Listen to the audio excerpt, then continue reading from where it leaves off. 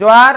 आज हम लोग क्लास 10 के एक्सरसाइज 6.2 को इसके कुछ क्वेश्चंस को सॉल्यूशन करेंगे, है ना। आइए समझते हैं कि आकृति 6.17 में पहला और दूसरा में इसमें दो आकृति दी गई है और दोनों में क्वेश्चन बोलता है डीई समांतर बीसी है। देख रहे हैं ना, डीई समांतर किसका है? बीसी का। और इसमें भी डीई समांतर किसका है? बीसी का। तो आकृति 1 में ईसी और 2 में एडी ज्ञात कीजिए।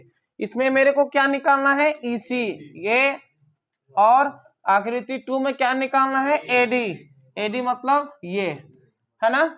तो पिछले क्लास में हमने चर्चा किया था थेल्स थ्योरम के विषय में, थेल्स पर मैं पढ़ाया था। उसमें से मैंने क्या बताया था कि अगर किसी त्रिभुज में अगर दो भुजा समांतर हो जाए तो भुजाएं क्या हो जाती है? अनुपातिक। यही ना बताया था। जैसे ए बी सी और यहाँ पे हो गया डी ई। तो चूंकि अगर डी ई समांतर होता है किसका? बीसी का, तो इसीलिए एडी बटा डीबी बराबर होता है एई बटा ईसी। ऐसा हमने पिछले क्लास में थेल्स प्रमेय में बताया था। आज हम थेल्स प्रमेय का यूज करते हुए इस क्वेश्चन को सॉल्व करेंगे। बहुत ही इजी है, समझते हैं, ठीक है। तो चूंकि इसका सॉल्यूशन कर लेते हैं, चूंकि डीई समांतर कौन है? डीई समांतर कौन है? बीसी। इसीलिए हम लोग कह सकते हैं एडी बटा डीबी बराबर एई बटा ईसी। एडी बटा डीबी बराबर एई बटा ईसी, ऐसा लिख सकते हैं। अब वैल्यू पुट कीजिए। एडी का वैल्यू कितना दिया हुआ है? 1.5। डीबी का वैल्यू कितना है? 3। एई का वैल्यू कितना है? 1। और ईसी का वैल्यू पता नहीं। अब क्रॉस मल्टीप्लाई कर देंगे तो 1.5 इंटू ईसी, और इधर से 1 को 3 से मल्टीप्लाई करना है। इन्हीं को दिक्कत नहीं। अब देखिए, ईसी निकालेंगे तो 3 को 1 से मल्टीप्लाई करेंगे तो 3, और ये 1.5 इंटू में है, इधर आएगा तो क्या हो जाएगा? डिवाइड में। पॉइंट को हटा देंगे। पॉइंट का मतलब 1, एक नंबर है तो 1 0। इसको तनी फर्रे से लिख लेते नहीं, 3 इंटू 10 और नीचे डिवाइडेड बाय 15। फ्रेश से हो गया। अब इसको रेतने में मजा आएगा। देखो 3 1 जा 3, 3 5 जा 15। नहीं कि खुश हो रहा है कि बाप रे हम तो ठीक है बचल है। कहाँ बचल है बाबू? जाना तो उसको भी रत आ गया, जा खत्म हो गया। सोच रहा था हम बच जाएंगे, कहाँ से बच नहीं सकेगा? जितना भी आया सब कट के गया तो तू थोड़ी बचेगा। 2 इंटू 1 इज इक्वल टू क्या हो गया? 2 सेंटीमीटर। ये हो गया आपका आंसर। बताइए, एक भी दम है? अगला क्वेश्चन हम लोग फटाफट इसको भी सॉल्व कर लेते हैं। हाँ, इसमें आते हैं, इसका आते हैं, ठीक ना। इसमें चूंकि इसमें भी वही हाल है, चूंकि डीई समांतर किसका है? डीई समांतर किसका है? बीसी का। इसीलिए हम लोग कह सकते हैं कि एडी बटा डीबी बराबर एई बटा ईसी। ये कहाँ से हुआ? थेल्स प्रमेय। कहाँ से हुआ? थेल्स प्रमेय से। नहीं, यहाँ भी आपका छूट गया था, यहाँ भी आप ऐड कर सकते हो, थेल्स प्रमेय, ठीक है। अब वैल्यू पुट कीजिए फटाफट। एडी का वैल्यू क्या है? पता नहीं, तो नहीं पता है तो वैसे ना उतार दो। डीबी का वैल्यू दिया हुआ है क्या? 7.2। एई का वैल्यू 1.8 और ईसी का वैल्यू बोलिए, एक भी दम है? एक भी दम है? खाली वैल्यू पुट करना और काट पुट के आंसर खत्म। एक भी दम है ही नहीं। तिरछा तिरछी गुना कर देना, और क्या। एडी इंटू 5.4, लो ये दोनों को मल्टीप्लाई कर दिए। ये लोग बाकी रहेगा का? बोलेगा तू मेरे करीब को ले गया, मेरे करीब यार को, तो हम भी ले जाएंगे तेरे करीब। आगे समझ गए होंगे? बोलिए दिक्कत। क्रॉस मल्टीप्लाई कर दिया। अब यहां से वैल्यू निकालते हैं एडी का, तो 1.8 इंटू 7.2, ये रहेगा ना इंटू में, इधर आएगा तो क्या हो जाएगा, जा, समझ में आ गया ना। अब इसका नीचे झाँप दे दिया, आज हम यहीं खत्म हो जाएंगे। ये सबको हंसी लग रहा है, अभी बताते हैं, अभी हंसी लगाएंगे।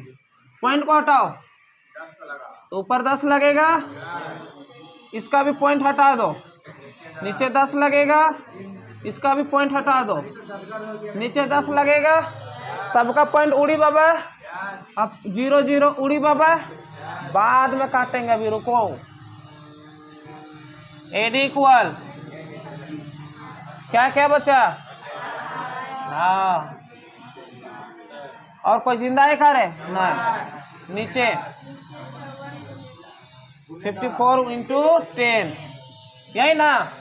अब काटो, 18 1 जा 18, 18 3 जा 54, कटेगा, हाँ ये भी कटेगा, 3 1 जा 3, 3 2 जा 6, बचेगा 1, 3 4 जा 12। अब मत काटो 0 छोड़ दो। एडी बराबर 224 हो गया, और नीचे 10 है तो एक नंबर के बाद पॉइंट लगा दो ना। काटने से क्या फायदा है, काटेंगे तो बात वहीं आएगा, लेकिन काटने का जरूरत नहीं है। जब आपका 0 रहेगा, जितना 0 रहेगा उतना नंबर के बाद पॉइंट लगा देंगे, और लास्ट में यूनिट डाल देंगे सेंटीमीटर। ये हो गया आंसर। बताइए एक भी दम है। देखिए नेक्स्ट क्वेश्चन हम लोग चलते हैं कि किसी त्रिभुज PQR की भुजाओं PQ और PR पर एक त्रिभुज दिया गया है। हम ड्रॉ कर लेते हैं सबसे पहले त्रिभुज PQR।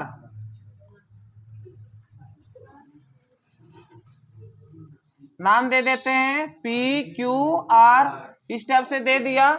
इसमें क्या कहा कि भुजाओं PQ और PR पर, PQ और PR पर क्रमशः बिंदु E और F स्थित है। यहाँ पे E और यहाँ पे F स्थित है। ये मैंने क्वेश्चन के अकॉर्डिंग ड्रॉ कर दिया। निम्नलिखित में से प्रत्येक स्थिति के लिए बताइए कि, अब कंडीशन कुछ कुछ दिया गया है, इसमें से बताना है कि क्या EF समांतर QR है। जो EF बनेगा वो QR के समांतर होगा या नहीं, तो हमको चेक करना है जो क्वेश्चन दिया गया है उसमें से।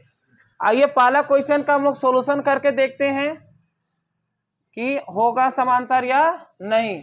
देखिए पहला में क्या बोलता है, PE इक्वल टू 3.9 सेंटीमीटर, फटाफट दर्शा देते हैं।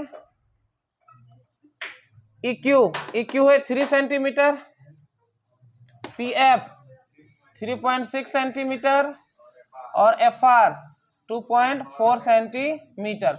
वैल्यू पुट कर दिए। अब चेक करना है क्या ये समांतर होगा या नहीं। थेल्स का विलोम क्या कहता था कि अगर अनुपातिक होंगी तो ये भुजाएं समांतर, तो उसी से हम लोग चलेंगे, ठीक है ना। देखिए चूंकि PE बटा EQ, इसका वैल्यू 3.9 और यहाँ से 3, ठीक है, सेंटीमीटर खत्म। पॉइंट को हटाएंगे, नीचे 10 को लगाएंगे, तो PE बटा EQ इज इक्वल टू, कटेगा 3 1 जा 3, 3 3 जा 9, यानी 13/10 यही आएगा। मीन्स PE बटा EQ बराबर हो जाएगा, इसको डिवाइड करेंगे तो 1.3 इतना हो सकता है। इधर से मैंने निकाल दिया, नेक्स्ट टाइम इधर से निकालेंगे। फिर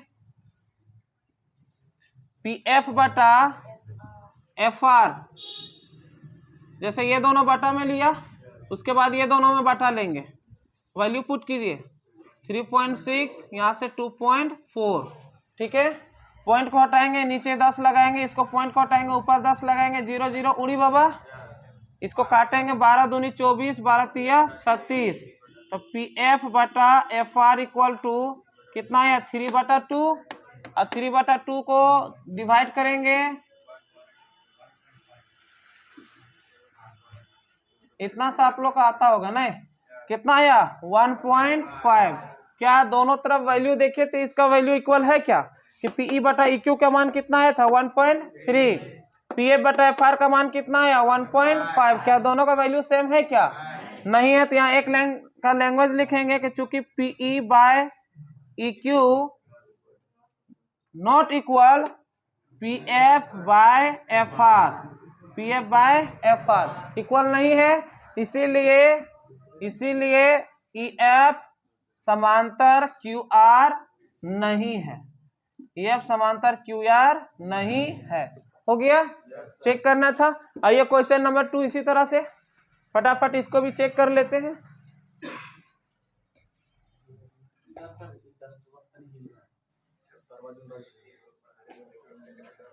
आइए एक तो और फिगर फटाफट इसी को ड्रॉ कर लेते हैं, ठीक है ना।